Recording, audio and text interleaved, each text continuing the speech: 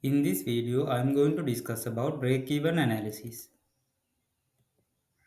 Break-even analysis is also known as cost volume profit analysis, CVP analysis.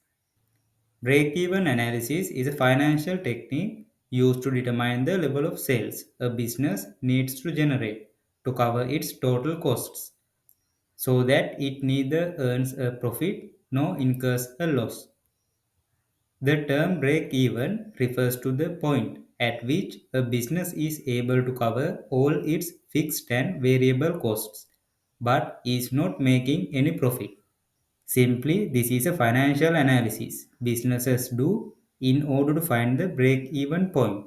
The break even point is where the business is not making a profit and also not making a loss. Have a look at this chart. You already know some of the lines. The y-axis depicts the cost or the revenue. The x-axis depicts the quantity or the volume. You know the fixed cost line. This is the fixed cost line. Even though the volume is increasing or decreasing, the fixed cost is not changing. It is constant. And this is the line for variable cost. As you can see, as the volume is increasing, the variable cost is also increasing.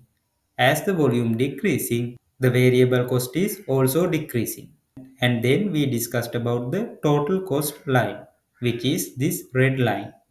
It starts from the fixed cost amount and parallel to the variable cost line. And there is a new line, which is the green line, which represents the sales revenue. It starts from zero. As the volume is increasing, the sales revenue is also increasing. So, what is the break even point? As we discussed earlier, the break even point is the level of sales a business needs to generate to cover its total costs. So, this is the total cost line, which is the red line, and this is the sales revenue line, which is the green line. So, here, as you can see, these two lines are intercepting.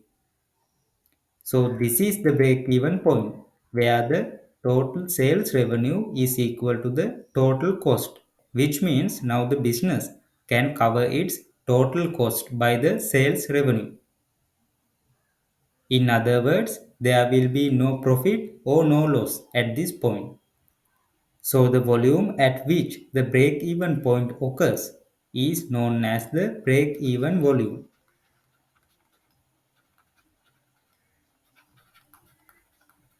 This is the number of sales unit the business has to sell in order to cover its total cost. The revenue business has to make in order to break even is known as the break even revenue.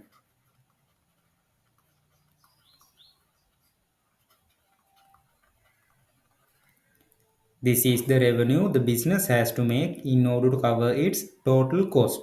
So before this break even point, the company is making losses, which is this area. This is the area that the business is making losses. And after this break even point, business starts to make profit, which is this area, because the total sales revenue is higher than the total cost. These two characteristics are very important when it comes to break even analysis. At break even point, total sales revenue is equal to total cost. Let's go back. This is the break even point. Here, the total sales revenue and the total cost is equal to each other. You can clearly see these two lines are intercepting at the break even point. This means the sales revenue and the total cost is equal at break even point. At break even point, total contribution is equal to total fixed cost. You already know how to calculate the profit. Profit is equal to total contribution minus total fixed cost. So what happens at the break even point? At the break even point, there is no profit and there is no loss. This means this profit is equal to 0. So 0 is equal to total contribution minus total fixed cost. We can bring this fixed cost amount into this side. So total contribution is equal to total fixed cost. This is the characteristic of break-even point. You need to know about this equation when it comes to calculating the break-even point. This is the formula we can use to calculate the break-even volume. This is where we are calculating the volume at which the break-even point occurs. Break-even volume is equal to total fixed cost divided by the contribution per unit. This is very important. You need to take the contribution per unit, not the total contribution. After calculating the break-even volume, we can calculate the break-even revenue. Break-even revenue is equal to break-even volume multiplied by the selling price per unit. Let's go back to the chart. This is the break-even volume. Break-even volume is equal to total fixed cost divided by contribution per unit. After calculating the break-even volume, we can calculate the break-even revenue. Break-even revenue is equal to break-even volume multiplied by selling price per unit. Depending on the requirement, you need to calculate either break-even volume or break-even revenue. You have to have a thorough understanding about this chart when it comes to break-even analysis. In the OTQ exam, you are not required to draw any charts, but you have to have understanding of how to read the charts and extract data from the chart so that you can calculate the break-even point. You know this equation already. Profit is equal to total contribution minus total fixed cost. Contribution per unit can be calculated by selling price per unit minus variable cost per unit. You need to know about these two equations when it comes to break-even analysis. Now let's do this example. Company A manufactures product X. Variable cost per unit is $6 and the selling price is $10. Fixed cost per year is $1,500. Calculate the break-even volume and break-even revenue. In order to earn 500 profit per year, how many units have to be sold? So let's do the first requirement. Break-even volume. Break-even volume is equal to total fixed cost divided by contribution per unit. Total fixed cost is equal to 1500 divided by contribution per unit is equal to selling price. Selling price is $10 minus variable cost. Variable cost is $6. So this is equal to 1500 divided by 4. So the break-even volume is equal to 375 units because this is a volume. Now let's do the second requirement. Calculate the break-even revenue. Break-even revenue is equal to break-even volume multiplied by selling price per unit. So this is equal to 375 multiplied by $10. So $3,750. This is the break-even revenue. Simply this means the company has to sell 375 units in order to break even or in order to cover its total costs. The business has to earn $3,750 in order to cover its total costs. After this revenue, business starts to make profits. Now let's do the third requirement. In order to earn 500 profit per year, how many units have to be sold? We know the formula to calculate profit. Profit is equal to total contribution minus total fixed cost. They have given the profit. Profit is $500 is equal to total contribution minus total fixed cost. Fixed cost is 1500. Total contribution is equal to 500 plus 1500. So total contribution is equal to $2000. Now we know the total contribution and we know the contribution per unit, which is 10 minus 6, $4. Using these two values, we can calculate the number of units the business has to sell in order to make a $500 profit. So number of units is equal to 2000 divided by 4, which is 500 units. This means if the business can sell 500 units, they can make $500 profit. As you can see, this amount is higher than the break-even volume. Now let's discuss about the margin of safety. Margin of safety measures the level of sales or revenue that exceeds the break-even point of a business. In other words, it represents the amount by which a company's sales can decline before it starts to incur losses. This definition is very important. Margin of safety can be calculated in the form of volume or revenue. Margin of safety is a percentage value. Now you know this chart.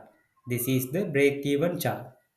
This is the break-even point where the sales revenue is equal to total cost.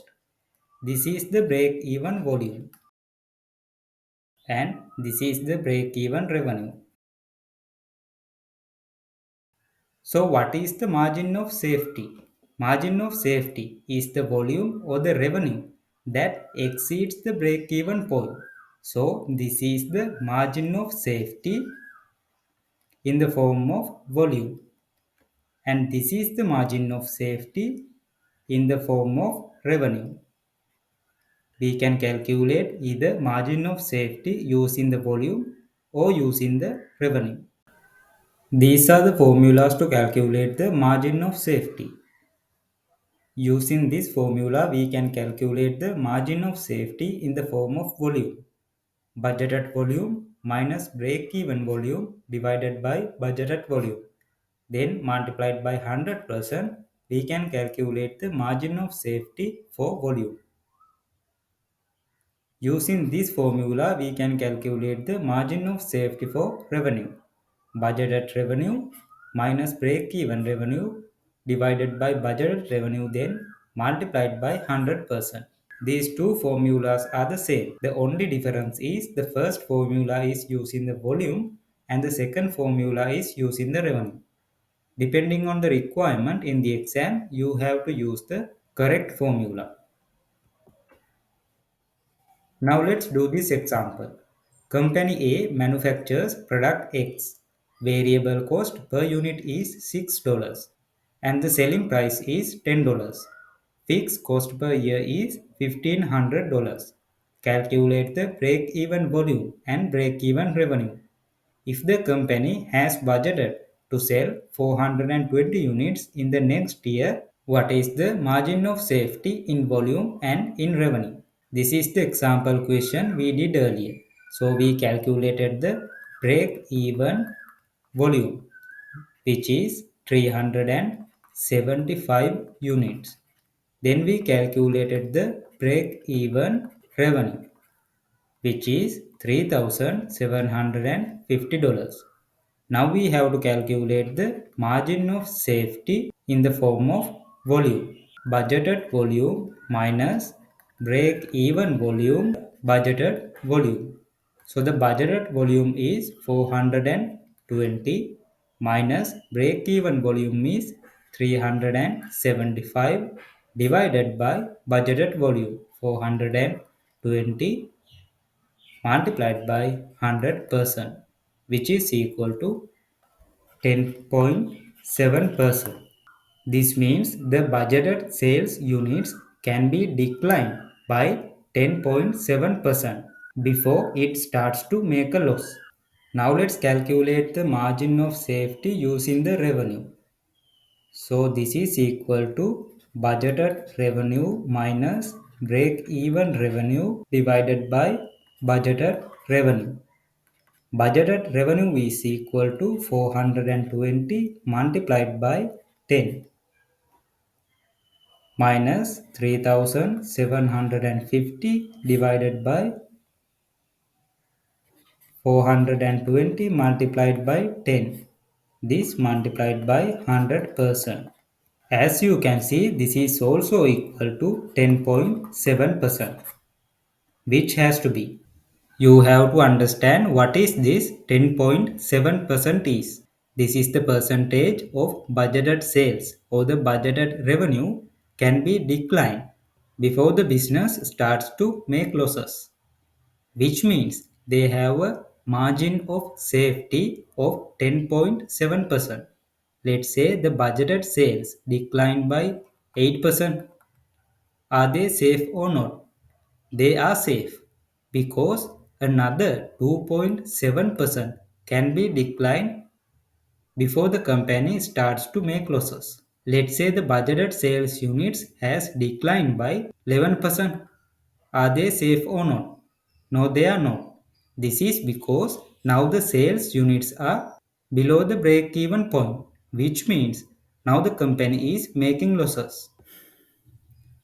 Now let's discuss about contribution to sales ratio. This is also known as the CS ratio. Contribution to sales ratio, or this is also known as contribution margin ratio or profit to volume ratio, measures the percentage of sales revenue that is available to cover fixed cost and contribute to profit after variable costs have been deducted. In other words, the contribution to sales ratio represents the portion of each sales dollar that is available to cover fixed costs and contribute to profit.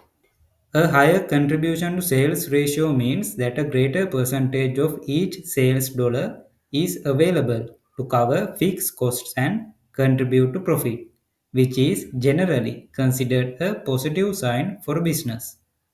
CS ratio for single product is constant. This is very important. The CS ratio for a single product manufacturing company is constant. This is the formula to calculate the contribution to sales ratio. Contribution divided by the sales revenue. CS ratio can be calculated using per unit values or total values. Depending on the requirement, either can be selected. This means here we can use the contribution per unit value or the total contribution. Depending on the requirement and the given data, you can change for per unit values or for total values. We already know this formula. Total contribution is equal to selling price minus variable costs multiplied by sales unit. This is the contribution per unit value. Total contribution can be also calculated by profit plus total fixed cost, which is this equation. Profit is equal to total contribution minus total fixed cost. These two formulas will be helpful when calculating the contribution to sales ratio. Now let's do this example. This is the same example as before. Company A manufactures product X. Variable cost per unit is $6 and the selling price is $10. Fixed cost per year is $1,500. If the company has budgeted to sell 420 units in the next year, what is the CS ratio? What is the sales revenue should the company earn in order to make $500 target profit? So now we know the break even volume is 375 units. Break even revenue is equal to $3,750. Now what we have to calculate is we have to calculate the CS ratio. CS ratio is equal to contribution divided by the sales revenue.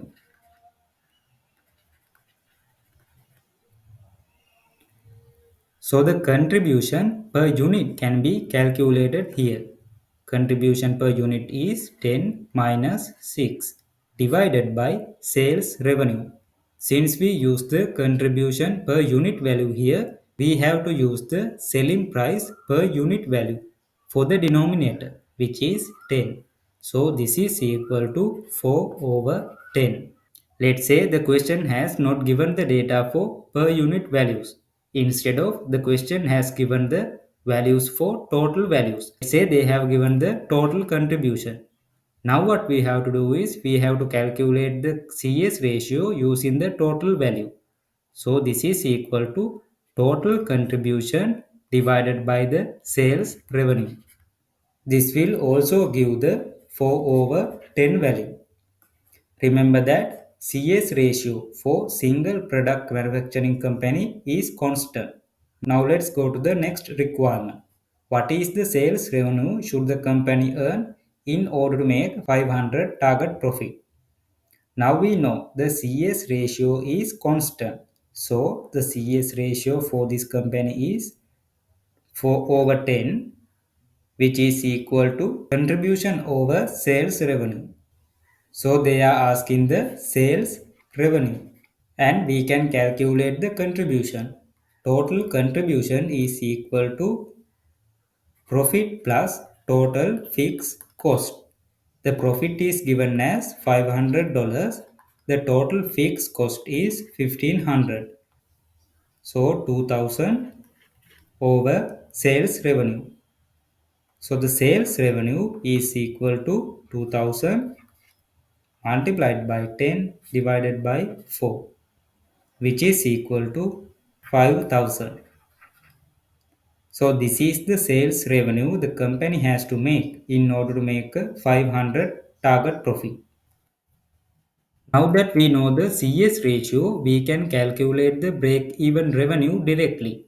If you can remember earlier, we calculated the break-even revenue using the break-even volume. Break-even volume multiplied by the selling price per unit.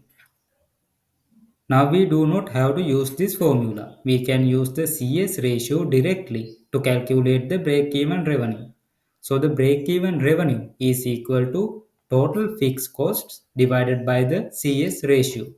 Let's do this example. Company A manufactures product X. Variable cost per unit is $6 and the selling price is $10. Fixed cost per year is $1,500. Calculate the break-even revenue. So the break-even revenue is equal to total fixed costs divided by the CS ratio. Total fixed cost is 1500. The CS ratio is contribution. Contribution is 10 minus 6 divided by the selling price per unit, which is 10. This is equal to 1500 divided by 4 over 10. This is equal to $3,750. This is the revenue we calculated using the break-even volume. Under break-even analysis, the break-even chart and the profit volume chart is very important. You have to have a broad understanding about this break-even chart and the profit volume chart. In the OTQ exam, the knowledge about these charts will be tested. You are not required to draw any charts. You have to have an understanding of what are these axes and what are these each line represents. And using the charts, you may have to calculate the break-even volume, break-even revenue, margin of safety and contribution to sales ratio. So have a good understanding about these charts. Now let's discuss about the profit volume chart. The y-axis depicts the profit. The x-axis depicts the volume or the quantity. As you can see, this line intercepts the x line here, which is the break-even volume because the x-axis is the volume line. So this represents the break-even volume. This line starts at the fixed cost amount. If we consider the earlier example, Fixed cost was 1500. So minus 1500 because this is below the zero as you can see. As the volume increases, the line is also reaching to the break-even volume. So the area below the x-axis is negative, which means the company is making losses. After the break-even point, where the area above the x-axis is positive, which means now the company is making profits. You have to have a good understanding about this profit volume chart as well. When there is no profit, no loss, the break-even point can be identified, which is here. If we consider the earlier example, this will be 375 units. Now let's discuss about the limitations of break-even analysis. Assumes costs and the prices are constant. This is a limitation of the break-even analysis because under break-even analysis we assume that the costs of the products and the prices of the products are constant. In the real life, this is not true because the costs and the prices may change as the time goes by because of the competition and other external factors. Assumes linear relationships. Break-even analysis assumes that the relationship between costs, revenue and the volume is linear, meaning that costs and revenue increase or decrease at a constant rate. However, in reality, this relationship may be more complex with fixed and variable costs, economies of scale and other factors that impact the relationship. Ignores external factors. Break-even analysis is focused solely on the internal costs and the revenue of a business and does not take into account external factors that may impact sales volume, such as changes in the market, competition, or economic conditions. Assumes a single product or service. Break-even analysis assumes that the business is selling only one product or service. However, many businesses have multiple products or services with varying profit margins, which can complicate the break-even analysis. Ignores time value of money. Break-even analysis does not take into account the time value of money, meaning that it does not factor in the impact of inflation or the opportunity cost of investing funds elsewhere. Limited to short-term analysis. Break-even analysis is generally used for short-term analysis as it assumes that costs and revenue will remain constant over time. However, over the long term, businesses may need to adjust their pricing, production, or marketing strategies in response to changes in the market or competitive landscape. Thank you for watching. See you in the next video.